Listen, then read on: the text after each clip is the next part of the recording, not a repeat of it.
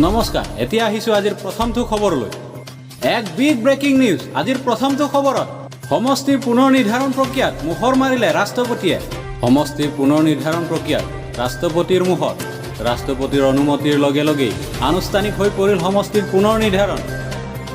ক'ব লাগিব এক বিগ ব্ৰেকিং নিউজ।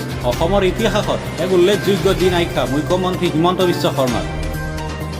নিৰ্বাচন আয়োগে কিছুদিন পূৰ্বে জাৰি কৰিছিল সমষ্টিৰ পুনৰ নিৰ্ধাৰণৰ চূড়ান্ত খচৰা। ৰাজ্যখনৰ বাবে এটা ডাঙৰ খবৰ। 2024 নতুন সমষ্টিত হ'ব লোকসভা নিৰ্বাচন। নতুন সমষ্টিত হ'ব 2024 নিৰ্বাচন। টুইট যোগে ঘোষণা হিমন্ত বিশ্ব শৰ্মাৰ। এই ঘোষণা হিমন্ত বিশ্ব শৰ্মাৰ টুইট যোগে। এক বিগ ব্ৰেকিং নিউজ। সমষ্টিৰ পুনৰ নিৰ্ধাৰণ। ৰাষ্ট্ৰপতি অনুমতিৰ লগে লগে আনুষ্ঠানিক হৈ পৰিল সমষ্টিৰ পুনৰ নিৰ্ধাৰণ। এক বিগ ব্ৰেকিং নিউজ অসমবাসীৰ বাবে। অসমৰ ইতিহাসত এক উল্লেখযোগ্য দিন। নিৰ্বাচন আয়োগে কিছুদিন পূৰ্বে জাৰি কৰিছিল সমষ্টিৰ পুনৰ নিৰ্ধাৰণ। 2024 হ'ব নতুন সমষ্টিত নিৰ্বাচন। এই ঘোষণা হিমন্ত বিশ্ব শৰ্মাৰ টুইট যোগে। এতিয়া আহিছোঁ আজিৰ পৰৱৰ্তী খবৰলৈ। মাটি বাৰীৰ কামক লৈ হিমন্ত চৰকাৰৰ আন এক ডাঙৰ ঘোষণা। মাটি কিনা বেচা নামজাৰিক লৈ বৃহৎ ঘোষণা হিমন্ত বিশ্ব চৰকাৰৰ। আপোনাৰ মাটি বাৰীৰ জটিল সমস্যা সমাধান কৰিব চৰকাৰে। অসম চৰকাৰে কৰিব মাটিৰ জটিল সমস্যাৰ সমাধান। ৰাজ্যত আৰম্ভ কৰা হ'ব মিছন বসুন্ধৰা 3। 14 নৱেম্বৰৰ ভিতৰত হ'ব মিছন বসুন্ধৰাৰ 2ৰ কাম। মিছন বসুন্ধৰাৰ 3ত মাটি বাৰীৰ জটিলতকৈ জটিল সমস্যা সমাধান কৰা হ'ব। এই ঘোষণা ৰাজ্য চৰকাৰৰ। বিভাগীয় মন্ত্ৰী যোগেন মোহনৰ মন্তব্য। কিছুদিন পূৰ্বে মাটি কিনা বেচাক লৈ চক্ৰ বিষয়াকো কঠোৰ নিৰ্দেশ দিছিল মুখ্যমন্ত্ৰীয়ে। টকা পইচা নহ'লে কিয় মাটি বাৰীৰ কাম সোনকালে নহয়? টকা নাপালে মাটিৰ কাম সোনকালে কিয় কৰি দিয়া নহয়?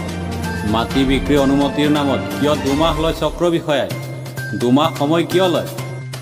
মাটি বাৰীৰ কাম খৰতকীয়া কৰাৰ নিৰ্দেশ মুখ্যমন্ত্ৰীৰ। মাটি কিনা বেচাৰ কাম 15 দিনৰ ভিতৰত হ'ব লাগে বুলি নিৰ্দেশ দিছিল মুখ্যমন্ত্ৰীয়ে। মাটি বাৰী কামক লৈ হিমন্ত চৰকাৰৰ আন এক ডাঙৰ ঘোষণা। এতিয়া আহিছোঁ আজিৰ পৰৱৰ্তী খবৰলৈ। বিজেপিত এতিয়া সিন্ডিকেট আৰু দৰ্শনকাৰী।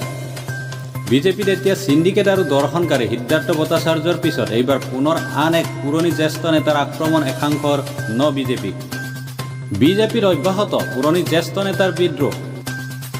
বিজেপিৰ বিৰুদ্ধে সোচ্চাৰ আন এজন জ্যেষ্ঠ বিজেপি নেতা। এইবাৰ বিজেপিৰ প্ৰাক্তন উপ সভাপতি মনোজ ৰাম ফুকনৰ বিস্ফোৰণ। এই মুহূৰ্তৰ এটা ডাঙৰ খবৰ। এক বিগ ব্ৰেকিং নিউজ। প্ৰাক্তন মন্ত্ৰী সিদ্ধাৰ্থ ভট্টাচাৰ্য সম্পূৰ্ণ সমৰ্থন মনোজ ৰাম ফুকনৰ। একাংশ নেতাই বিজেপিৰ সংবিধানত গোৰ মাৰিছে। নতুন বিজেপিৰ গ্ৰাসৰ সভালৈ যাবলৈও ভয়। এতিয়া বিজেপি নেতা দুৰ্নীতি ভ্ৰষ্টাচাৰত লিপ্ত। এতিয়াৰ বিজেপি নেতা দুৰ্নীতি ভ্ৰষ্টাচাৰত লিপ্ত। কাকতে পত্ৰই বিজেপিৰ দুৰ্নীতিৰ বাতৰি দেখিলে বৰ কষ্ট পাওঁ আমি। দলটো শৃংখলিত কৰি তুলিবলৈ সভাপতি ভৱেশ কলিতালৈ আহ্বান।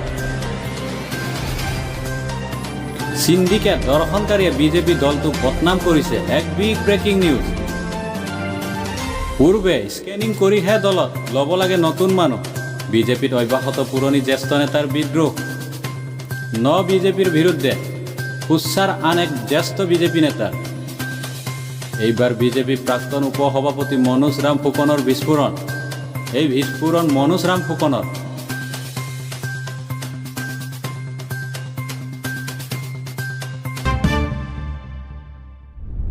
এতিয়া আহিছোঁ আজিৰ পৰৱৰ্তী খবৰলৈ। এক বিগ ব্ৰেকিং নিউজ। এটা ডাঙৰ খবৰ। মুখ্যমন্ত্ৰীয়ে বিচাৰে নেকি অসম পুনৰ ৰক্তাক্ত হোৱাটো? এই প্ৰশ্ন আলফা স্বাধীনৰ। আনহাতে সংবাদ মাধ্যমকো ভুক্তভোগীসকলৰ মুখেৰে সকলো কথা জানিবলৈ চেষ্টা কৰাৰ বাবে অনুৰোধ জনায়। আলফা স্বাধীন আৰু আৰক্ষী অঞ্চলক প্ৰদান শব্দযুদ্ধৰ অন্ত পৰাৰ পিছতে পুনৰ সংঘটিত হৈছিল নিষিদ্ধ ঘোষিত সংগঠনটোৰ লিংকমেনৰ এনকাউণ্টাৰৰ ঘটনা। আজি এই বিষয়তে আলফা স্বাধীনৰ পৰা সংবাদ মাধ্যমলৈ আহে এক বিবৃতি।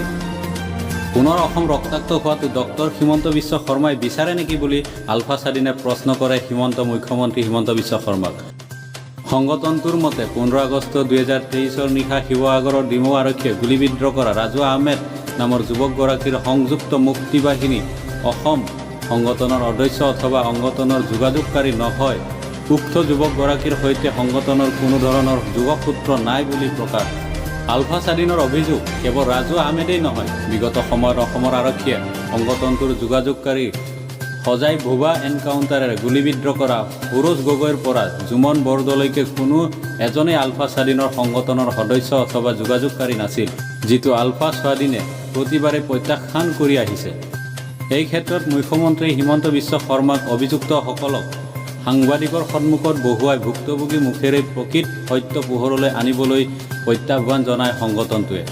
কিন্তু সেই প্ৰত্যাহ্বান গ্ৰহণ কৰা নাই মুখ্যমন্ত্ৰীয়ে। স্বাধীনৰ নাম লৈ নিৰীহ ওপৰত শাৰীৰিক নিৰ্যাতন চলাই যাবলৈ উঠি পৰি লগা বুলি অভিযোগ কৰি সংগঠনটোৱে কয়, অসমৰ মুখ্যমন্ত্ৰীগৰাকীয়ে আচলতে বিচাৰে কি? মুখ্যমন্ত্ৰীগৰাকীয়ে বিচাৰে নেকি অসমখন পুনৰ ৰক্তাক্ত হোৱাটো?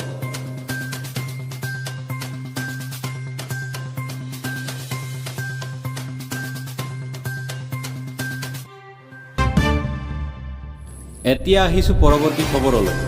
এতিয়া ভাৰতক ৭,৫০০ কোটি কেলেংকাৰীয়ে জোকাৰিছে।